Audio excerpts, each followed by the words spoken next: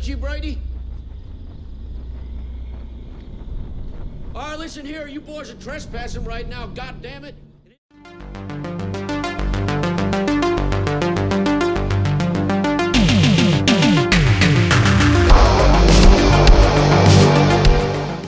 We are talking The Long Night, also known as The Coven.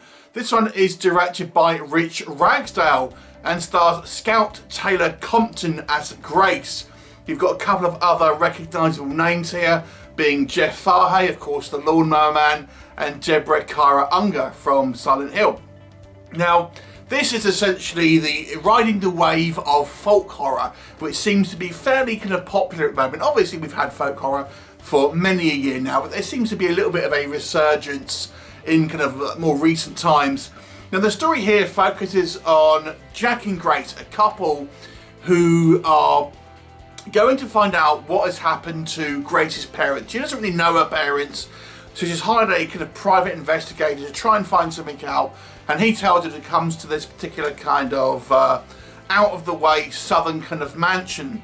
So they go there, but no one's in the house, and they are soon kind of encircled by a group of cultists dressed in kind of, you know, your typical kind of demon worship, ram horn type thing, masks and all that.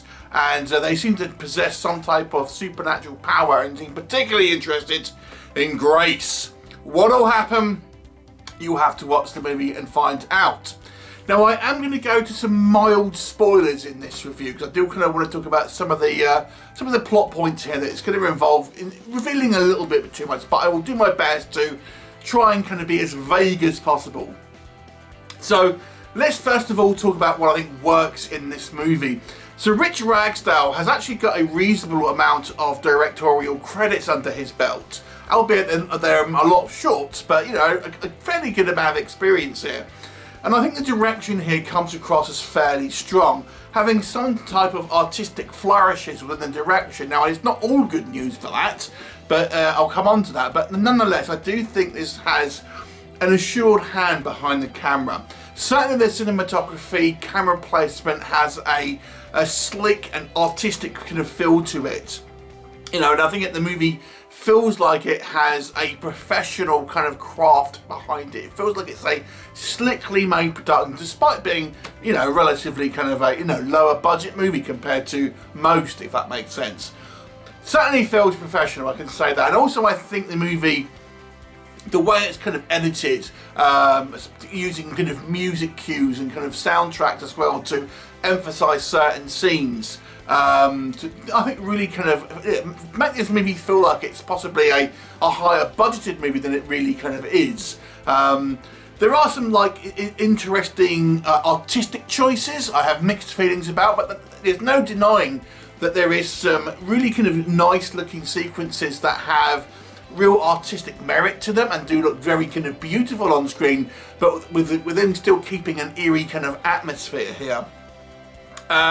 Scout Taylor-Compton, she seems to be the kind of like the modern scream queen. Obviously, I suppose most people will know her from the Rob Zombie version of Halloween, but she's been in a bunch of B-grade horrors as well. Normally playing teenagers, but thank Christ for this one, she's actually playing someone of her own age for a change, which is always good.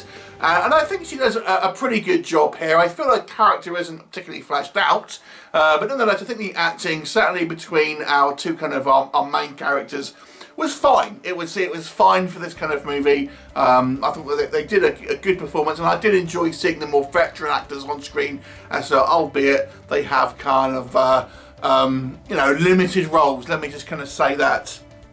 There are some kind of sort of spooky moments, and you know, being this movie is kind of really a cult movie, you know, as in it's about cultists, not that it's a, you know, a cult movie with lots of with a big following or anything like that.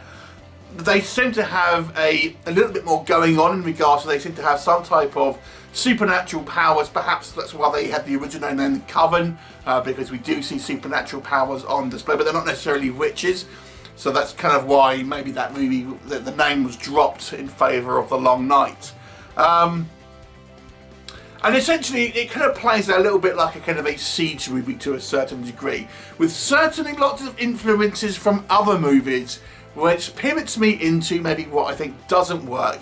this movie feels so derivative of other films. You know, we've seen so many of this type of demonic cult wanting, and here's where it's going to get a little bit spoilery, wanting the female for obvious kind of reasons. You know, they want to reincarnate some type of entity.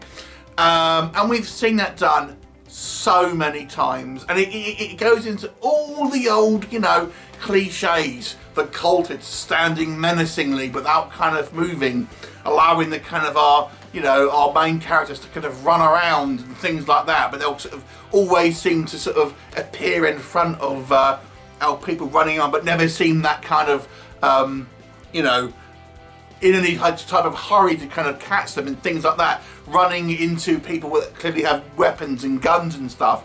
It's very much like things you've seen before. You know, we meant to believe these are human, you know, worshippers and stuff, but have very little kind of, you know, their own lives, respect for their own lives, so to speak. Because I guess if all they care about is, you know, demonic stuff, then, you know, I can maybe forgive that. But it just seems to be so kind of like typical. And we also get the typical kind of silly movie flubs. Oh, you know, we'll take down one of the kind of the cultists, and they're kind of like unconscious on the floor, but we won't take their weapon, and we'll turn our backs to them and things like this, and then surprise, they get up. You know, we find you know, some shotgun shells, but we won't take them until we found the gun. We'll get the gun first and then go and take them, and then not load it straight away. It just seems like, oh god, this movie is just hitting every cliche branch on the fall down. The setup of this movie, I think, was very strong, and it has this kind of, I say it's artistic flair, but I think they get a little bit overboard with the kind of the hallucinations and the kind of like the dream sequences and the flashbacks. Because it's just like, it's kind of annoying, to be honest with you, as the movie kind of shows you more and more and more of this kind of stuff. And I got the feeling maybe here the director goes, oh, I've got all these flashy ideas I want to put on screen and it'll look really cool, but it just seems like it comes across as a little pretentious, to be honest with you. I mean, one or two is good, but I think they go a little bit kind of overboard here. Now, a lot of the times I criticise movies for having, you know, an abrupt ending. This has the opposite. The ending in this movie is so drawn out and fairly obvious about what's going to kind of happen. You're just thinking, oh, can this movie end? I mean, it's not a bad film. I'll say this, it's not, you know, this is not a film where it's like, and I just hated it and wanted it to end.